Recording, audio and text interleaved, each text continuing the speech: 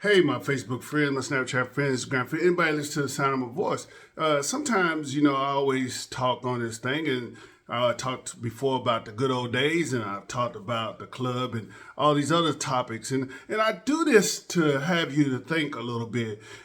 Today, I just want to reach out to you, and hopefully this is short, but I would like to talk about something me and Cassandra discussed this morning, my wife. And what we was talking about is that she had found the thing that was on her Facebook feed, and I just want to put it in my words, and hopefully you get something out of this. Went to a church before, and at the church that I went to before a long time ago, it was right there in Killeen, Texas. I used to be in Corpus Cove, two churches in one place. Some of y'all know what I'm talking about, some of you don't. But, people dressed a certain way, and if you dress good, you got to sit up in the front because that's where the camera's always panned at. So to take this into a different direction, what would Jesus say?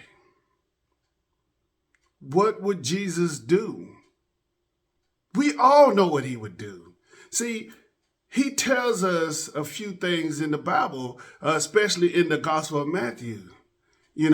So we'll get into that in a second, but this homeless person comes into the church, or what they deem to be homeless comes into church. And when he comes into the church, he goes all the way to the front, and nobody speaks to him because he's not dressed the certain way. And he gets into the front of the church and he sits there. And one of the ushers, whoever comes, taps him on the shoulder and say, "Hey, sir, we need you to move back to the back." So he gets up. He's not smelling, but his clothes a little dirty, tattered, and that kind of stuff. And he goes back to the back. And the whole time that people come by, they was looking down their nose at him. Nobody really spoke to him. Nobody gave them the sign of peace or that brotherly love or that side hug we do these days. Nobody gave him any of that. And this Sunday was a little different because this place was getting a new pastor. And somebody was up there, they were speaking and everything, and they said, "Hey, we would like to introduce Pastor so-and-so." And nobody knew who this person was. They was looking for somebody to come out the back room because all the churches got back rooms these days. But that wasn't the case. This homeless man stands up of what they thought was homeless.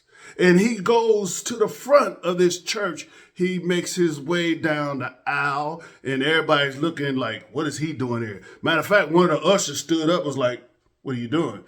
But the man goes past him, and he goes up there and he says, "Good morning." He said, "Turn your Bible to Matthew." And he said, in the Matthew Gospel, it talks about, "When did we not feed you, Lord? When did we not clothe you, Lord? When did we not visit you in prison, Lord? When did we not do A, B, and C?" Y'all know the verses I'm talking about. If not, go in Matthew. It talks about this. And once that pastor finished reading that chapter in Matthew where it talks about feeding the hungry, the people in prison, visiting me in prison, that kind of thing, he closes his Bible. And when he closes his Bible, he says, "My name is Pastor so-and-so, the new pastor of his church." And then he dismissed the service. Everybody in their face and their head was down. What he did in that moment, he showed the church that the church is not a club. It is a hospital. It's a place for grace and mercy. The place where the homeless should be welcome. The place where the poor should be welcome. It cannot be a social club. What a beautiful story. Church, all us, Christians, Catholics, Protestants, whatever we're calling ourselves, disciples of Christ, we have to get back to those days. If this video does anything for you, like this video, share this video. Know that God is still wanting us to feed his homeless and shelter the homeless and see the sick and reach out to the poor. I tell you all the time, how do you do everything when it comes to being built for greatness? Do these things that Jesus has asked us. You're built for greatness. You're built for success. And you are built to show God's grace and mercy to people. Have a blessed and wonderful day.